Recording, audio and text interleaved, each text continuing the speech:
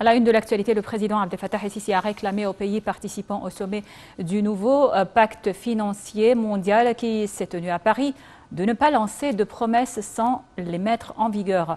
Lors de son discours, le président el-Sisi a ajouté que le monde s'est mobilisé pour lutter contre le coronavirus ainsi qu'aux répercussions de la guerre russo-ukrainienne, soulignant la nécessité de prendre des mesures rapides pour affronter ces défis. Évoquant la coopération entre le continent africain et les grandes puissances, el-Sisi a indiqué que l'Égypte, lors de sa présidence de l'Union africaine, a proposé aux pays développés que leur contribution au projet d'infrastructures estimé à 1 000 milliards de dollars soit sous forme d'investissement et non pas seulement sous forme de dons en vue d'exécuter ces projets en Afrique. Par ailleurs, le président el-Sisi a mis en garde contre le sentiment de désespoir des fils du continent africain et leur tendance à l'immigration clandestine, soulignant que l'Égypte accueille 9 millions d'immigrés en provenance de divers pays.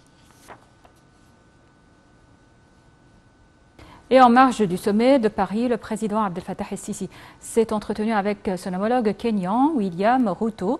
À cette occasion, le chef de l'État a souligné son appréciation pour les relations étroites, la coopération conjointe et l'unité de vision qui lie les deux pays. Il a également souligné le souci de l'Égypte de renforcer les relations et de consolider la coopération stratégique avec le Kenya dans divers domaines. Pour sa part, le président kényan a exprimé la profonde appréciation de son pays pour ses relations historiques prolongées avec l'Égypte, soulignant le souci du Kenya de développer la coopération bilatérale et d'augmenter le volume des échanges commerciaux.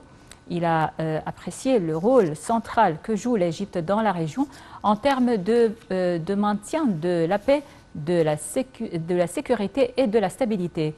La réunion a porté sur les derniers développements régionaux d'intérêt commun, en particulier l'évolution de la situation au Soudan.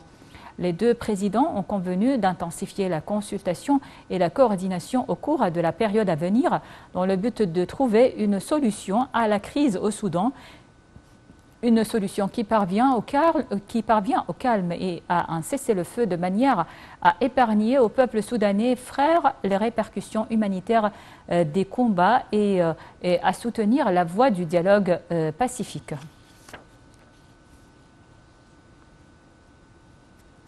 Toujours en marge de sa participation au sommet de Paris, le président el-Sisi a affirmé la volonté de l'Égypte de développer ses relations avec l'Afrique du Sud dans les divers domaines, notamment à la lumière des relations distinguées entre les deux pays. Il s'exprimait lors de sa rencontre avec son homologue sud-africain, Cyril Ramaphosa. Le président el-Sisi a souligné l'importance de travailler pour maximiser le bénéfice des grands potentiels et capacités dont jouissent les deux pays. Pour sa part, le président sud-africain Ramaphosa a salué les relations étroites qui lient les deux pays frères, soulignant la volonté de son pays d'activer et de développer la coopération bilatérale avec l'Égypte. Le président sud-africain a également exprimé son appréciation pour le rôle actif de l'Égypte sur la scène africaine.